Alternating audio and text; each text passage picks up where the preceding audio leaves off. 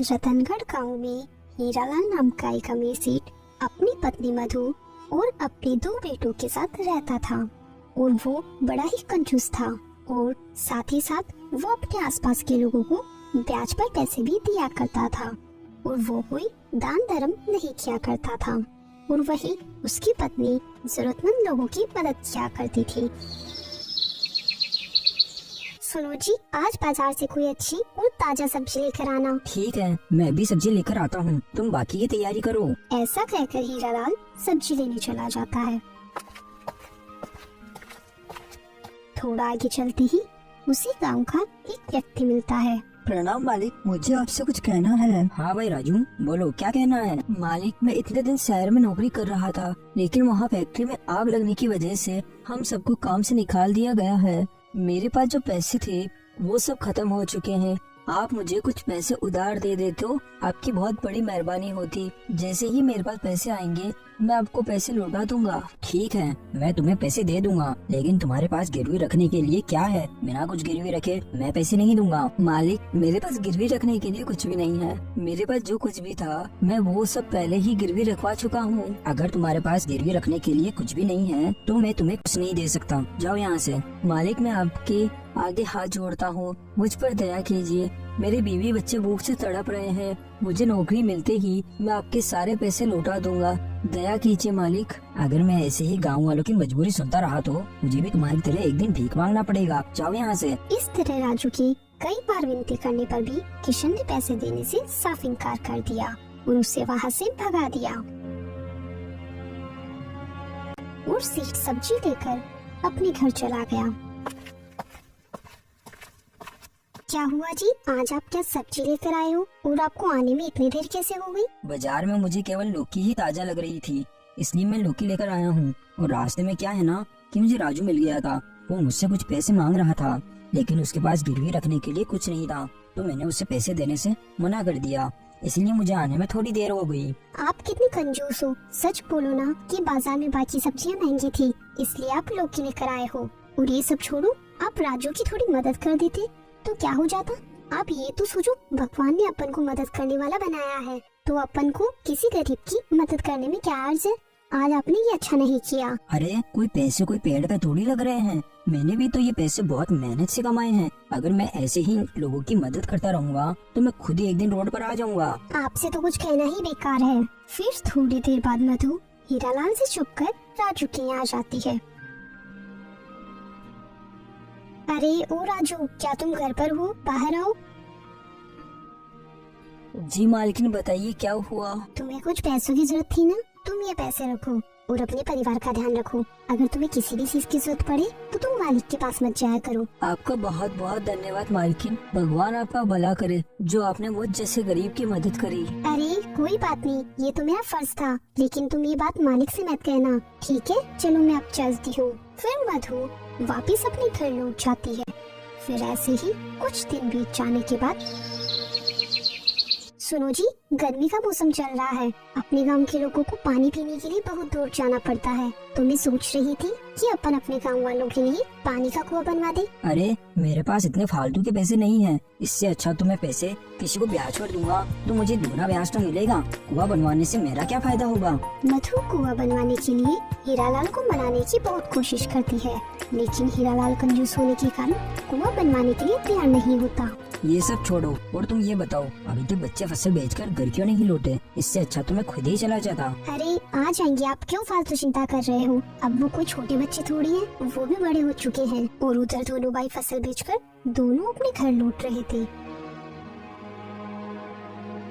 सुनो भाई करण, अपन ने जो अनाज बेचा तो उस अनाज से अपन को पूरे 20,000 रूपए मिले हैं, तो क्यों ना अपन दोनों 1,000 रूपए लेकर बाकी के पैसे पिताजी को दे दें। हाँ भैया, बिल्कुल सही कह रहे हो, क्योंकि पैसे पिताजी के हाथ में जाने के बाद पिताजी हमें 1 रुपया भी नहीं देते। इस तरह दोनों बातें करके अपने घर आ जाते हैं। घर पहुंचकर सारे पैसे अपने पिताजी को दे देते हैं। ये क्या, ये तो केवल 18,000 रूपए ही हैं। उसने 20,000 रूपए दिए थे ना।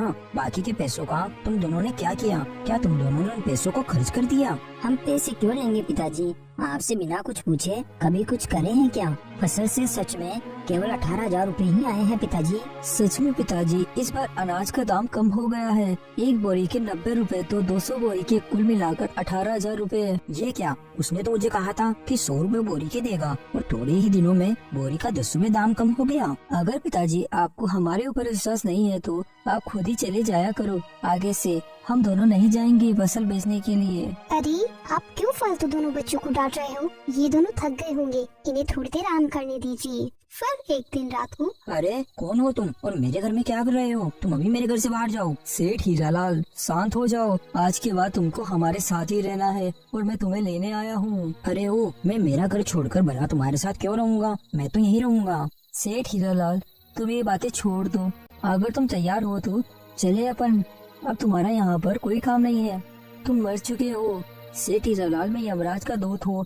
मैं तुम्हें यहाँ से लेने के लिए आया हूँ क्योंकि अब तुम्हें तुम्हारे कर्मों की सजा भी तो देनी है। क्या कहा? मैं मर चुका हूँ? मैं तो कल रात को ही आराम से सोया था, रात को अच्छे से आलू के पराठे खाया था। मैं ऐसे कैसे मर सकता हूँ? ये कैसे हो सकता है? सेठ हीरालाल, इसी को विधि का विधान कहते हैं। अब धरती पर तुम्हारा समय खत्म हो चुका है। अब तुम्हें तुम्हारे कर्मों के हिसाब से सजा मिलेगी। चलो अब यहाँ से चलते हैं। लेकिन मैंने क्या किया जो मुझे सजा मिलेगी? तुम्हें नहीं पता कि तुमने कैसे कर्म किए हैं। तुम्हें नरक में जगह मिलेगी क्योंकि तुमने कभी भी किसी भी जरूरतमंद लोगों की मदद नहीं की, हमेशा केवल अपना ही स्वार्थ देखा है। ना कभी तुमने 1 रुपए का धर्म किया। तुम्हारी पत्नी बेचारी तुमसे कितना कहती थी कि लोगों की मदद किया करो, लोगों के लिए कुआं बनवा दो, लेकिन तुम्हें हर जगह केवल अपना ही फायदा दिखता है। जहाँ तुम्हारा फायदा नहीं होता वहाँ तुम कुछ नहीं करते। अब तुम आगे आगे देखते जाओ क्या होता है। ठीक है, तो फिर मैं मेरे साथ मेरा दिल लेकर जाना चाहता हूँ। सेठ हीरालाल, तुम अभी भी नहीं सुधरे। मैंने तुमसे कहा ना, तुम यहाँ से अपने साथ कुछ नहीं लेकर जा सकते। तुम यहाँ खाली हाथ आए थे तो तुम्हें यहाँ से हमारे साथ खाली हाथ ही जाना होगा। लेकिन मैंने तो बहुत सारा धन छुपा कर रखा है और साथ ही साथ गाँव में बहुत से लोगों को ब्याज पर पैसे भी दे रखे हैं और ये बात मेरे अलावा मेरे घर में किसी को नहीं पता। मैं ये सब बातें अपने घर वालों को बताना चाहता हूँ। आप मुझे थोड़ी देर का समय दे दीजिए। सेठ हीरालाल, ना तो तुम्हें ये लोग कोई देख सकते हैं और ना ही कोई तुम्हारी बात सुन सकता है। तुम अब हमारे साथ चलो, तुम्हारा समय यहाँ पर खत्म हो चुका है। आप मुझे बस 1 दिन का समय दे दीजिए। मैं यहाँ का सारा काम खत्म करके आपके साथ चलूंगा। बस 1 दिन दे दीजिए। तुम 1 दिन की क्या बात कर रहे हो सेठ? तुम पूरे यहाँ पर 12 दिन रहकर देख लो। यहाँ जो कुछ भी होगा तुम उसे केवल देख सकते हो, ना ही कोई तुम्हारी बात सुनेगा, ना ही कोई तुम्हें देख पाएगा। लेकिन ठीक 12वें दिन मैं तुम्हें अपने साथ लेकर जाऊंगा और अगर तुम उससे पहले भी मेरे साथ जाना चाहते हो तो मैं तुम्हें यहाँ से ले चलूंगा। लेकिन 12वें दिन तो तुम्हें मेरे साथ जाना होगा। मेरी बात तुम्हें समझ में आ गई ना सेठ हीरालाल? ये तो बहुत ही अच्छी बात है। आपने मुझे 12 दिन का समय दे दिया, मेरे लिए इतना काफी है। फिर अगले दिन जब सुबह हुई,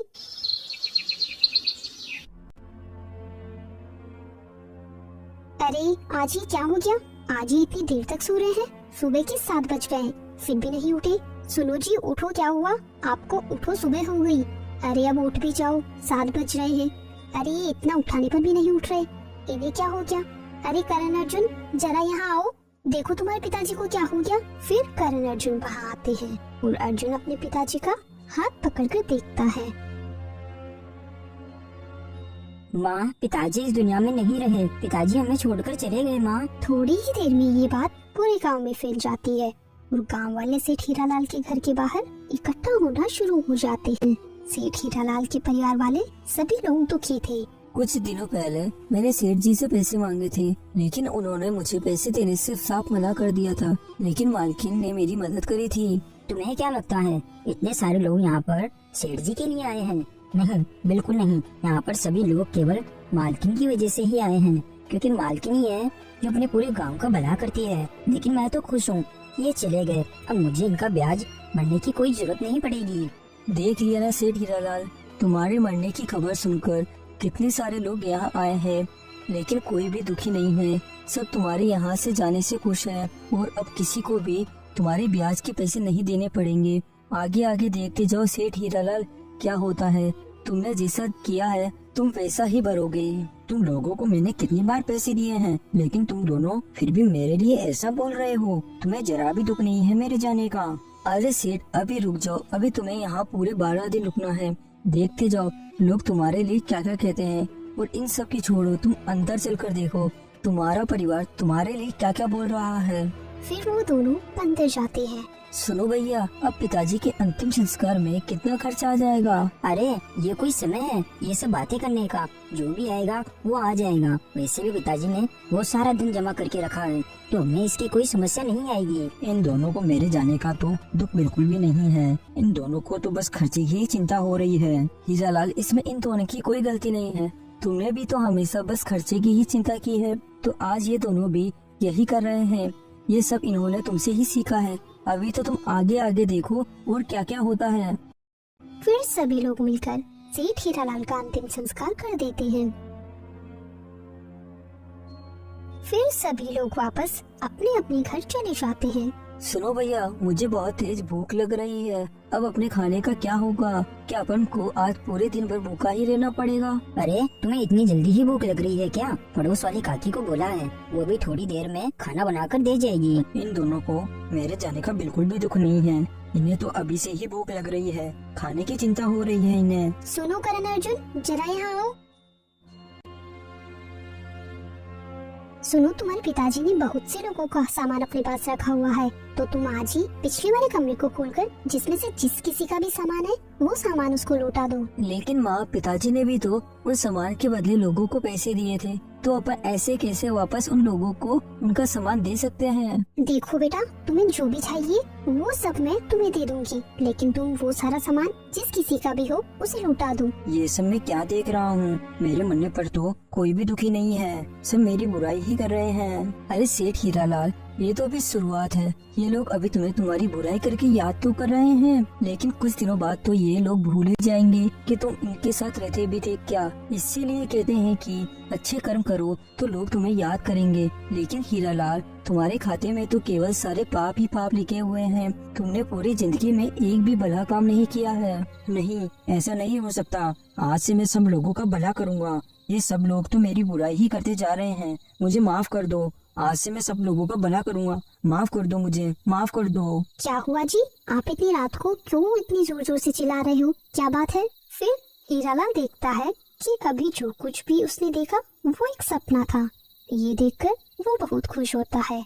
अरे भाग्यवान, मैं जिंदा हूँ, मुझे कुछ नहीं हुआ। मुझे माफ कर दो। आज से तुम जैसा कहोगी मैं वैसा ही करूँगा, और कल से ही मैं गांव में कुआं खुदवा दूंगा और गांव वालों का भला करूँगा। और गांव में जितने को भी ब्याज पे पैसे दे रखे हैं मैं सभी के पैसे माफ कर दूंगा। आज से मैं बस गांव का भला ही करूँगा। भाग्यवान, तुम मुझे माफ कर दो। आपकी तबीयत तो ठीक है ना?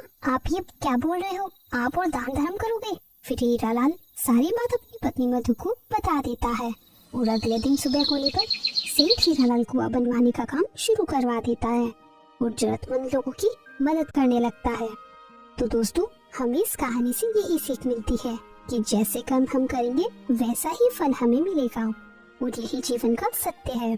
सेठ ने अपने सपने में पूरे जीवन की सच्चाई जानी कि उसके जाने के बाद लोग उसके बारे में क्या क्या बोलते हैं। तो हम भी जब तक इस धरती पर हैं हमें अच्छे कर्म करना चाहिए, ताकि लोग हमें अच्छे कर्मों की वजह से याद करें और हमारे लिए अच्छा बोले। Thanks for watching.